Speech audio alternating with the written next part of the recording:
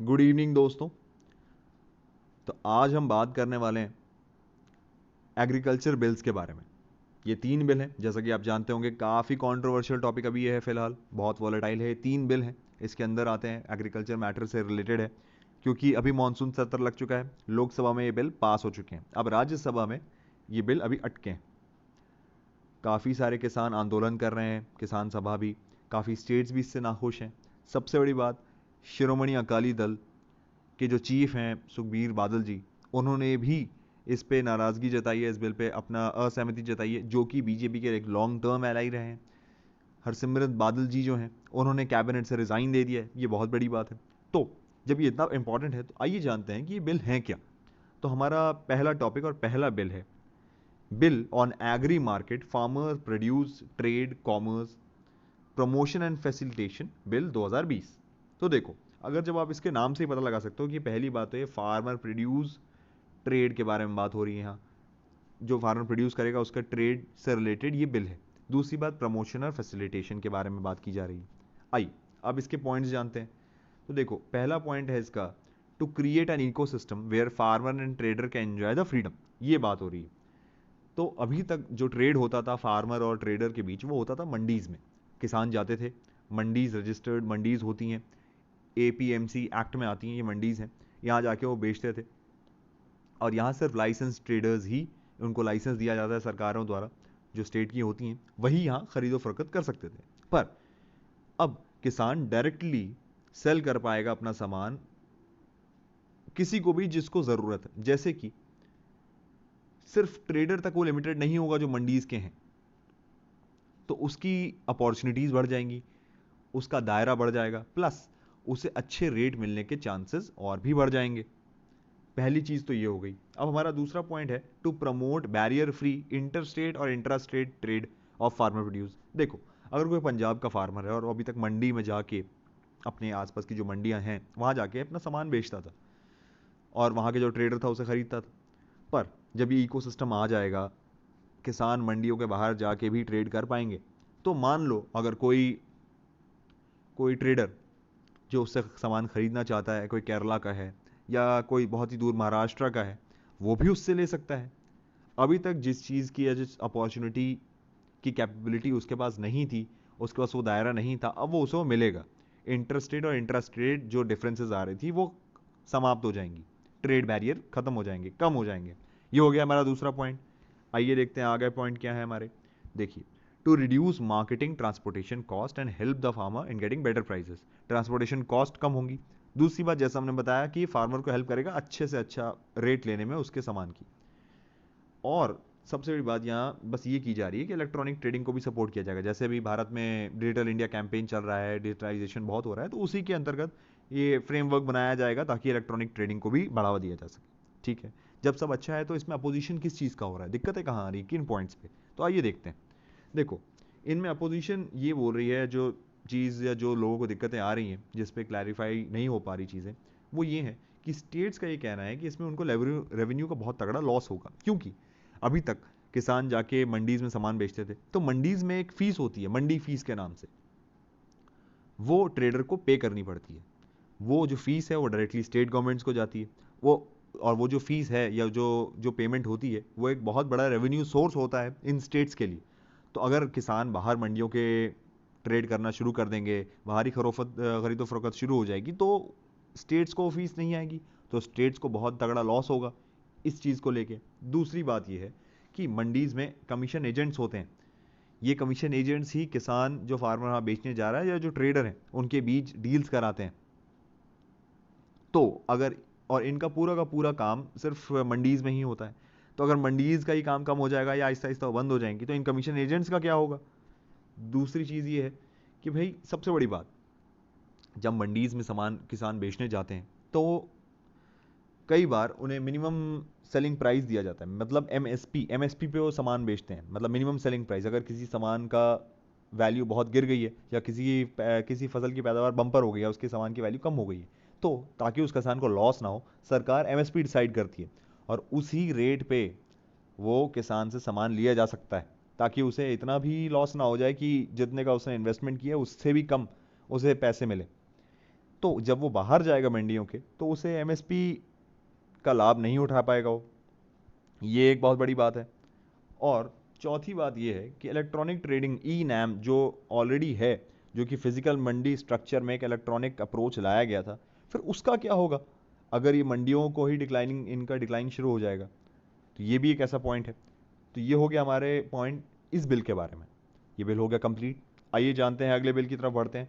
तो देखो, दूसरा बिल है हमारा bill on contract farming, farmer empowerment and protection agreement of price assurance and farm service bill 2020।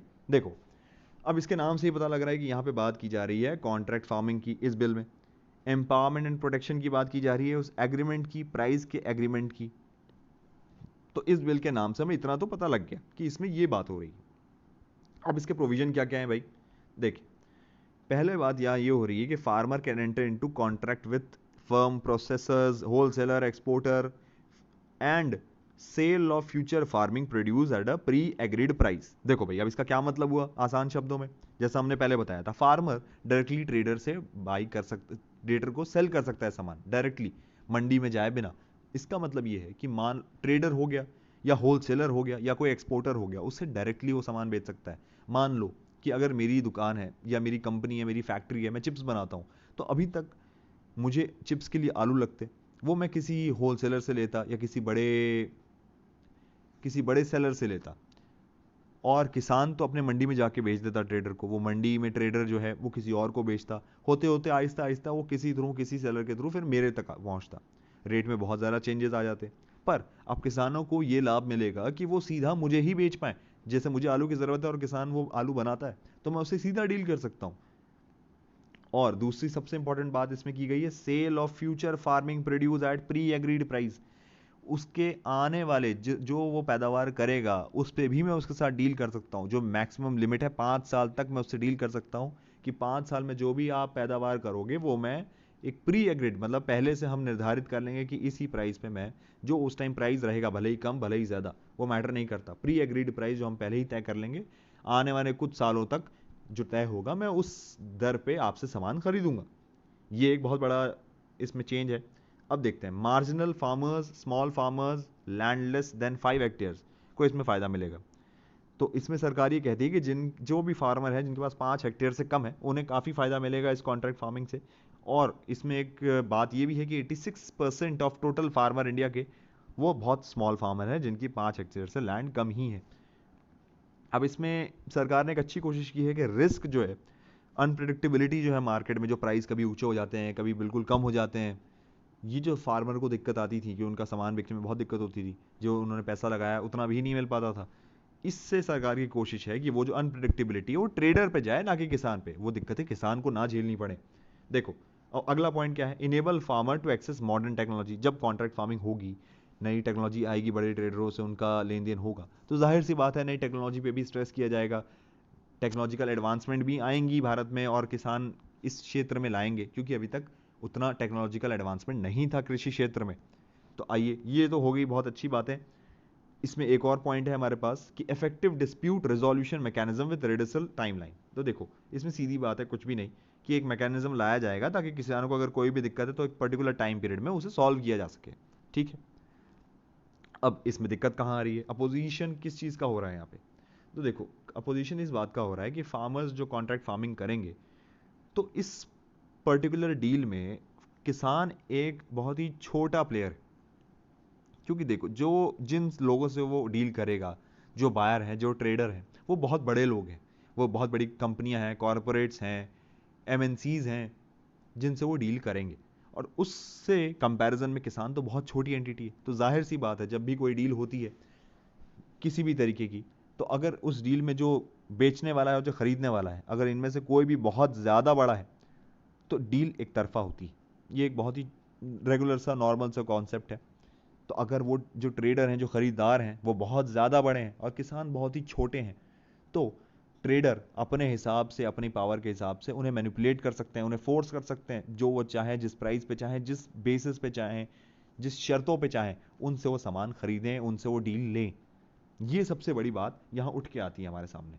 दूसरी बात ये है कि sponsors may not like to deal with multitude of small and marginal farmers. जो बड़े बड़े स्पॉन्सर्स हैं वो क्यों चाहेंगे छोटे छोटे फार्मर्स से डील करना, जब वो चाहेंगे हम बड़े फार्मर से डायरेक्ट डीलिंग करें।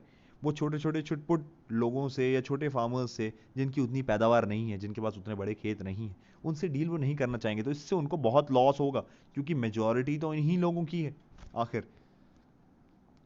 चलिए, तो अब हम आगे बढ़ते हैं। ये हमारे हो गए 2 बिल पूरे।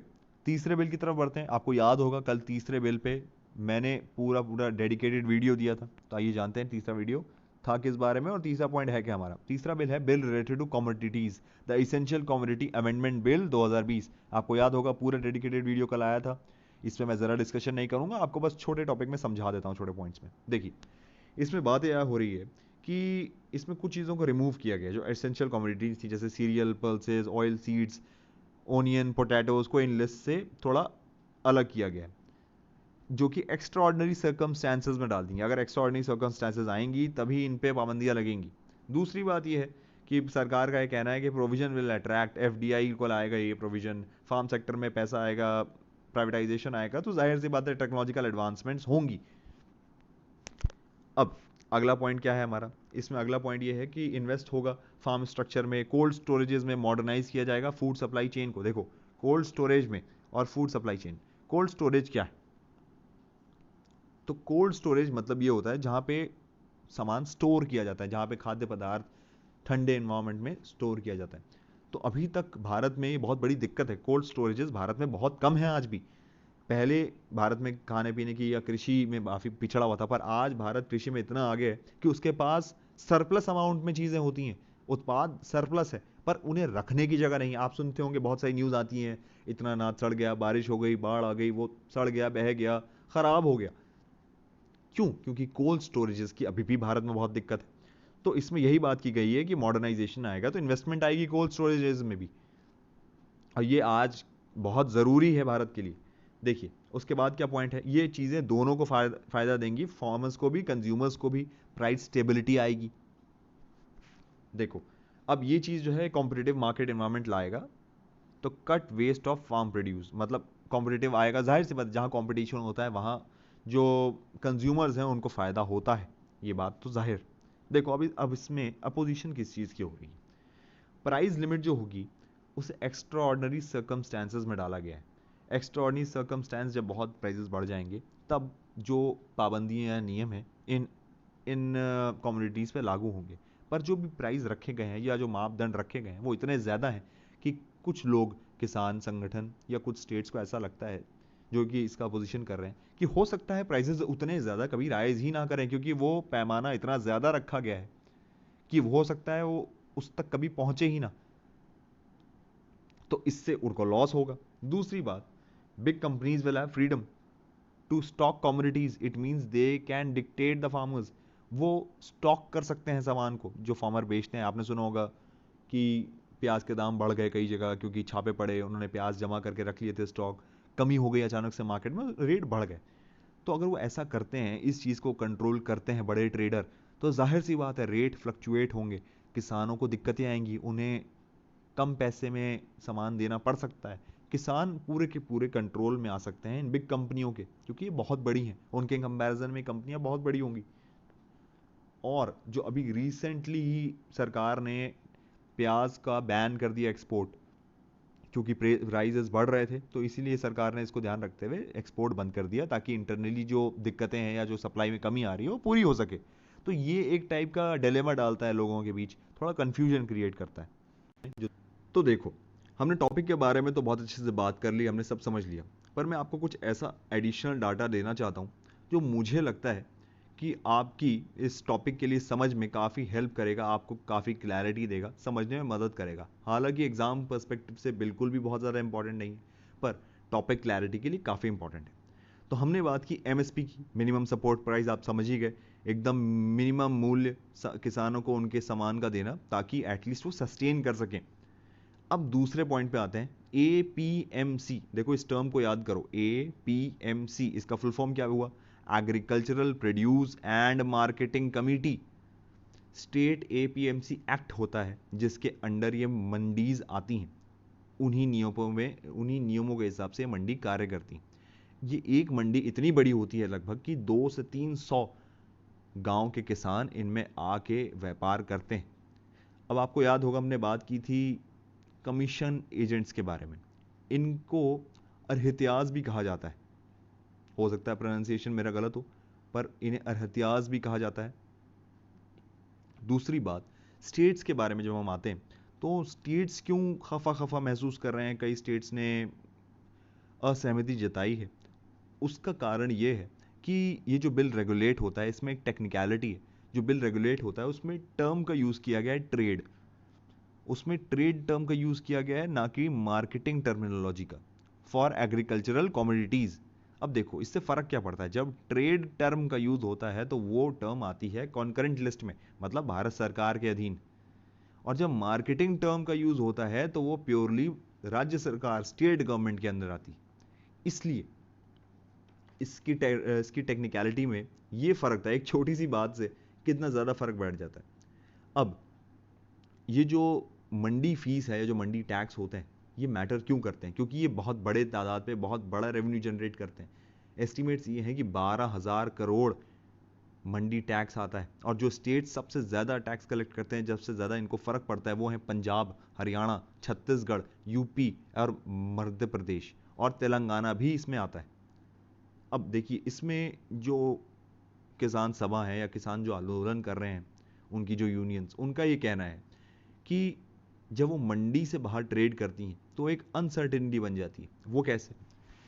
मंडीज में कोई भी ट्रेडर ऐसे ही जाके ट्रेड नहीं कर सकता। जो मंडी एक्ट है या जो ये स्टेट एपीएमसी एक्ट है, इसके नियमों के अधीन हर ट्रेडर को लाइसेंस लेना पड़ता है, उसे लाइसेंस दिया जाता है। उस लाइसेंस जब तक नहीं होगा तब तक वो वहाँ ट्रेड नहीं कर सकता। और वो लाइसेंस ऐसे ही नहीं दे दिया जाता, उसकी फाइनेंशियल कंडीशंस और भी काफ़ी सारे प्रोसीजर चेक करके ही उसे लाइसेंस इशू किए जाते हैं। तो जो फार्मर्स छोटे बड़े बैकग्राउंड के वहाँ जाते हैं, उन्हें ये श्योरिटी रहती है कि जिसे भी वो सामान बेच रहे हैं वो एक लाइसेंस्ड ट्रेडर है, उसका पूरा जांच पड़ताल की जा चुकी है। जब आप बाहर मंडियों से बाहर जाके सामान बेचेंगे तो उसके लिए सिर्फ एक पैन कार्ड की ही ज़रूरत है, उससे ज़्यादा कोई भी डॉक्यूमेंट नहीं ज़रूरी। तो इससे थोड़ा ट्रस्ट फैक्टर जो किसानों का है वो डगमगाता है। जब हम बात करते हैं कॉन्ट्रैक्ट फार्मिंग के बारे में, तो देखो कॉन्ट्रैक्ट फार्मिंग में आज भी ये एक ट्रुथ है कि 200 मिलियन, मतलब लगभग 2 करोड़ लोग या 2 करोड़ किसान, उनके पास आज भी ज़मीन नहीं है। वो ऐसे फार्मर्स हैं जो दूसरे के खेतों में जाके फार्मिंग करते हैं। तो ये एक बहुत बड़ा अमाउंट है जो कि कॉन्ट्रैक्ट फार्मिंग में थोड़ी सी दिक्कत इस कॉन्सेप्ट में डालता है। हालांकि एक बहुत पुराना कॉन्सेप्ट है। अब मैं आपको समझाना चाहता हूँ थोड़ा सा इस मंडी टैक्स के बारे में, ताकि आपको एक ब्रॉडर आइडिया मिल जाए कि ये काम कैसे करता है। जैसे पंजाब है, पंजाब में मंडी टैक्स 8.5% है, मतलब 8.5% है मंडी टैक्स। उस 8.5% में 3% जो है मार्केट फीस होती है, अगली 3% जो है वो होती है रूरल डेवलपमेंट चार्ज, और जो 2.5% होता है वो होता है इन कमीशन एजेंट्स की कमीशन। तो अगर इसे आसानी से समझना हो तो ये समझिए कि अगर 1 क्विंटल कोई किसान किसी ट्रेडर को 1 क्विंटल वीट बेचता है और उस 1 क्विंटल पे 8.5% ये मंडी टैक्स है, मतलब लगभग लगभग 164 रुपीज़ के आसपास मान लीजिए, तो ये वो बैठता है। अगर वो ट्रेडर मंडी से बाहर जाके सामान खरीदता है या बाहर डील करता है फार्मर्स के साथ, तो उसे वो मंडी टैक्स नहीं देना पड़ेगा, एक टाइप से वो सब्सिडी हो जाएगी। तो इन किसान सभाओं का ये कहना है और स्टेट गवर्नमेंट्स का भी ये कहना है कि हो सकता है ये जो ट्रेडर हैं ये लुभावना देने के लिए, उन्हें अट्रैक्ट करने के लिए फार्मर्स को ये कहें कि आप मंडीज़ के बाहर आके हमसे ट्रेड करिए और हम आपको जो आपकी प्राइस है उस पर कुछ परसेंट और देंगे, थोड़ा हायर प्राइस आपको दिया जाएगा, आप मुझसे बाहर आके ट्रेड करिए। क्योंकि उन्हें ये जो 8.5% है ये तो बच ही रहा है प्योरली, जो मंडी टैक्स उन्हें नहीं देना पड़ा मंडी टैक्स। अब ये उन्हें वो अट्रैक्ट करने के लिए, बाहर लाने के लिए फार्मर्स को ये यूज़ कर सकते हैं। आहिस्ता आहिस्ता जब फार्मर्स बाहर जाना शुरू कर देंगे तो मंडीज़ का एग्जिस्टेंस खतरे में आ सकता है, मंडीज़ का काम ट्रेड कम हो जाएगा, हो सकता है आने वाले टाइम में उन्हें रिप्लेस कर दिया जाए। ऐसा इन एजेंसीज को, इन यूनियंस को डर है। अब देखो इसमें सबसे बड़ा जो प्रॉब्लम आ रही है जिस पे काफ़ी किसान आंदोलन कर रहे हैं कि जब डिस्प्यूट होता है, जो डिस्प्यूट रेजोल्यूशन एक्ट बना हुआ है, सेक्शन 8 जो है इसका, वो सेफ गार्ड करने के लिए किसानों को, या जो भी डील है जो ट्रेडर और किसान के बीच हुई है, अगर उसमें कोई भी दिक्कत आती है तो वो अप्लाई करेंगे सब डिविजनल मजिस्ट्रेट के यहाँ, उसके यहाँ ये याचिका दायर करेंगे। ये जो सब डिविजनल मजिस्ट्रेट होंगे ये आगे एक कंसाइलेशन बोर्ड बनाएंगे, का गठन करेंगे, कुछ लोगों का वो होगा जो कि इस प्रॉब्लम को सॉल्व करने में मदद करेगा, ताकि उसका रिजोल्यूशन दे, दोनों की बात को समझ के एक बीच का हल निकाला जा सके। पर इसमें दिक्कत ये है कि किसानों का ये कहना है कि उनका कोर्ट जाने का हक इसमें छीन लिया जाएगा। मतलब सब डिविजनल मजिस्ट्रेट उनकी लास्ट अपीलिंग अथॉरिटी होगी, उसके आगे वो याचिका नहीं डाल सकते अगर उन्हें उस बोर्ड के जो सॉल्यूशन होगा उससे वो सहमत नहीं होंगे, तो वो कोर्ट नहीं जा सकते। ये कहीं ना कहीं उनके राइट्स को थोड़ा हार्म करता है, इसीलिए वो आज इतने आंदोलन कर रहे हैं जो उन्हें एक अनसर्टेनिटी के पीरियड में डालता है। अब देखो, एमएसपी जो है किसानों के आजकल के लिए वो इतनी ज़्यादा मैटर करती है क्योंकि इन 5 सालों में जो किसान एमएसपी पे जिन्होंने सामान बेचा है, जो वीट के फार्मर्स हैं, वो लगभग डबल हो चुके हैं। अगर 100 लोग एमएसपी पे सामान बेचते थे तो आज 5 साल बाद वो 200 हो चुके हैं, एग्जाम्पल के लिए समझा रहा हूँ। और जो पैडी के फार्मर्स हैं, लगभग उनमें 70% का इंक्रीज हुआ है उन फार्मर्स में जो एमएसपी पे सामान बेचना चाहते हैं। मतलब ज़्यादा से ज़्यादा लोग अब एमएसपी पे ही सामान बेचना चाहते हैं, उन्हें उतना अच्छा प्राइस नहीं मिल पा रहा मार्केट में, इसलिए वो एमएसपी को ही चाहते हैं। तो एमएसपी एक बहुत इंपॉर्टेंट फैक्टर अब बन जाता है। तो यही कुछ पॉइंट्स थे जो इस टॉपिक से रिलेटेड थे। हर सरकार का, हर गवर्नमेंट का, हर यूनियन का अपना परसेप्शन है, किसानों का एक अपना परसेप्शन है, उन्हें अनसर्टेनिटी है, वो नहीं चाहते कि उनके हितों में कोई दिक्कतें आए, वैसे भी वो इतनी परेशानियां झेल रहे हैं, तो इसलिए वो अपना पर्सपेक्टिव आगे रख रहे हैं। सरकार का भी अपना पर्सपेक्टिव है, वो एक नया नियम लाई है ताकि किसानों को उसके मुताबिक ट्रांजिशन आए, उनका मॉडर्नाइजेशन हो, टेक्नोलॉजिकल एडवांसमेंट हो, उन्हें फ्रीडम मिले, वो उनका दायरा, उनके मार्केट का उनका जो दायरा है वो बढ़े, ट्रेडर से वो डायरेक्ट डील कर पाए। तो इसमें उन्हीं का फ़ायदा है, सरकार का भी लाने का एक अच्छा एजेंडा है, और स्टेट्स गवर्नमेंट का भी अपना इश्यूज़ हैं जो उन्हें अनसर्टनिटी लगता है कि हो सकता है उनके रेवेन्यूज़ में इतनी दिक्कतें आ जाएं, ऑलरेडी रेवेन्यू कम हो गए हैं। तो हर आदमी अपनी चीज़ों को सेफ गार्ड करना चाहता है, पर क्योंकि कोई नई चीज़ आई है तो उसके प्रोज भी होंगे, कॉन्स भी होंगे, उन्हें लेटर ऑन सॉर्ट आउट किया जाएगा और उसके बाद ही एक अच्छी चीज़ डेवलप निकलेगी। तो ये था पूरा वीडियो, कंप्लीट हो गया, हमने अच्छे से आपको टॉपिक समझा दिया। आपको कहीं भी लगता है कि कुछ भी मैंने पॉइंट छोड़ा, कोई मेरा पॉइंट गलत था या कुछ ऐड करने की ज़रूरत है, तो please please please comment section में जाइए, बिल्कुल मुझे बताइए, मैं उसे ज़रूर ऐड करूँगा, कोई भी दिक्कत होगी उसे दूर करूँगा। और प्लीज़ अगर आपको पसंद आया हो तो सब्सक्राइब, लाइक, शेयर ज़रूर करिएगा क्योंकि ये बहुत ही ज़रूरी है भाई। और मिलते हैं आपसे अगले वीडियो में। आज का वीडियो थोड़ा ज़्यादा बड़ा हो गया। Thank you so much, good night, take care.